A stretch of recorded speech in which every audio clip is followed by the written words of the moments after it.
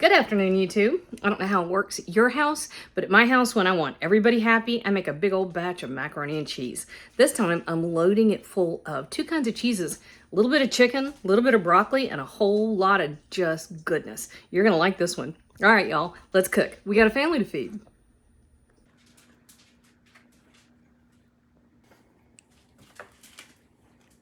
All right, let's make our macaroni and cheese. So I have already cooked a package of Corkscrew pasta. It's also called cavatappi. Let me show you real quick. Okay, this is 4 tablespoons of butter. Let me show you real quick what I did. Okay, so I had 3 or 4 cups of broccoli. I just cut them into small pieces.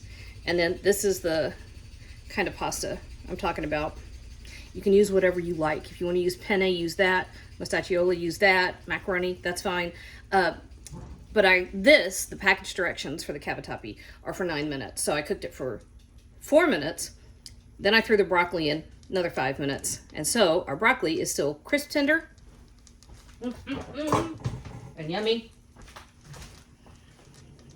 Now I have a mouthful of broccoli. Sorry about that. It's really, really good. You want to do that so that your broccoli doesn't overcook and get mushy.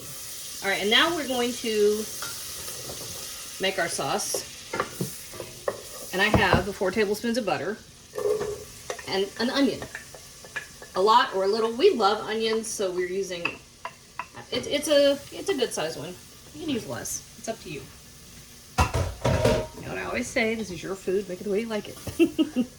And then I also have 2 chicken breasts that I just threw in here.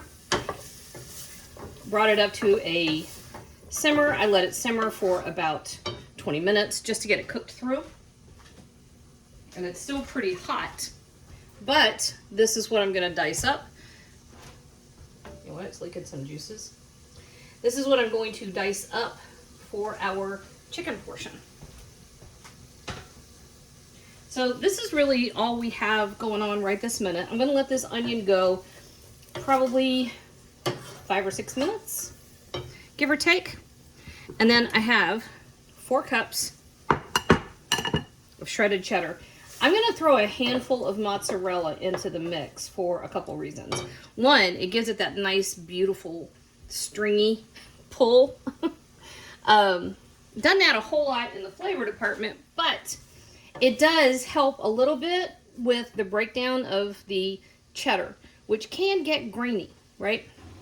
So we're putting the flour in a minute. That's going to serve as a binder, but so will a bit of the mozzarella, okay? All right, so 5 or 6 minutes. I'm going to grab a handful of mozzarella, and then we're just waiting on onion. All right. Our onions are good to go. They smell great. I love onions. I think onions are just, you know, the best. All right, 1 heaping 1/4 cup of flour. That's just plain old all-purpose flour. And this is our thickener and our binding agent. And we're just going to stir that right in with the onion. And then we're going to add our liquid. We're going to have a total of 4 cups of liquid. But we're starting with milk.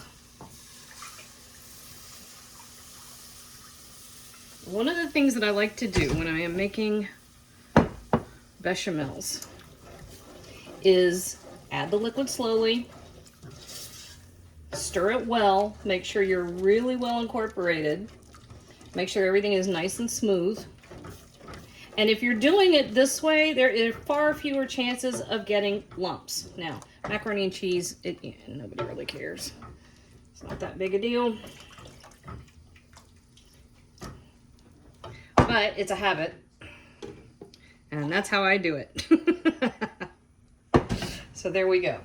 All right, now we have 3 cups of milk, and we are also going to take cup of the cooking liquid from our chicken. You can just use chicken broth. You can use leftover chicken, if you have leftover chicken, you don't have to make it just to get that. I mean, you know, if you do, great. I have a tendency to poach chicken a lot. So I tend to have, you know, a little extra. It's not quite broth. It doesn't have enough oomph.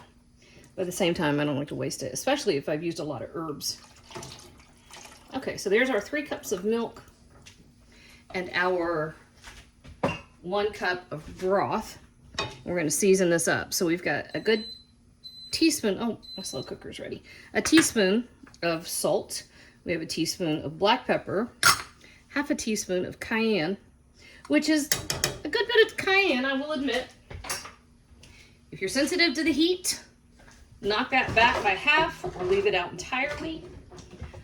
Or you could give it a couple of shots of your favorite hot sauce. Also, cayenne is going in there against all that rich milk. I used full fat milk. So you've got that rich milk to counter it. Plus, you've got the fattiness of our cheeses. All kind of swims together. All right, and last, I've got a couple of tablespoons of Dijon mustard. Or magic potion. I love Dijon. It's one of my favorite ingredients. Bladen and I could probably, well, and Boone too, probably just be perfectly happy taking swigs of Dijon. All right, that all gets stirred together. And to this, we're going to start adding our cheese. So, I had our little bit of mozzarella. I don't know how much that was. That was literally a handful of mozzarella. Maybe a scant cup. It's for texture only. And you don't have to get too precious about melting all your cheeses. I mean, you want to kind of incorporate it to make sure you've got a nice homogeneous mixture. But this is going to go in the oven. So you can get everything together just like that. All right.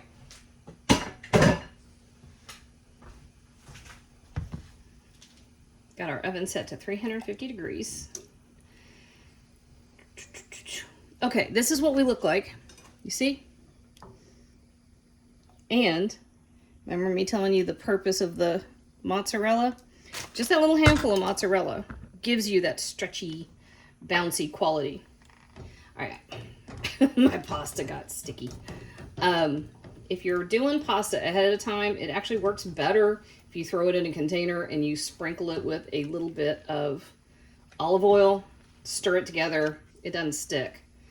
I forgot. So mine's all stuck together. It's not that big a deal. If it hasn't been but a few minutes, it comes apart. See, there we go. And you just really want to get everybody coated. I like this shape of noodle because not only does it have ridges, you can't see that, can you? It has ridges and it's open, so it grabs lots of sauce. And I'm always about the sauce. I know you're supposed to be about the pasta. I can't be. I just can't. I'm a sauce person. All right, we're gonna stir all this together. I'm not gonna make you watch me do this because actually, mainly, I'm self-conscious because I'm such a klutz. I do have a 9x13 casserole dish, that I buttered. I'm just sticking this in there. I almost forgot the chicken. I had about half of it in my casserole dish and I was like, ah, crap. So I put it back, added the chicken. Now I'm still stirring. Anyway, make sure you put your chicken in there. And you see how the sauce is runny? Don't worry about that. That's why we're baking it. All right, last little bit. Promise we're on the end. Okay, this is your last chance to adjust your seasonings. I should have done this part too. Yum. Oh my gosh. I'm double dipping. It's my casserole. It's so good. It is so good. Okay. Now, you could bake it just like this. But y'all know I come from a long line of lily gilders. I don't believe in tasteful understatement. I don't believe in restraint on those things. So, y'all know what this is. This is a sleeve of the buttery crackers. And we're just laying everybody right on top. Okay, 350 degrees. We're gonna give him probably 30 minutes. I'm gonna take a look. If it's golden and beautiful and bubbly, we're done. If not, I'll give it another minute or two. All right, I'll see you back here. All right, are you after pot roast or do you want mac and cheese? Okay. Okay. To be honest, kind of both. I figured. That's all right. Look at that. When you get that bubbly, delicious goodness. Daggone, that smells good. Okay, so. Okay, so let's come in here. I'm gonna burn my mouth, y'all. That's kind of what I do. And that is why you like those cavatappi pastas, because you get lots of yummy saucy stuff.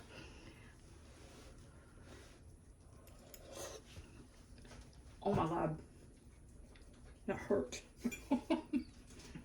That is so worth the pain. That makes everybody happy.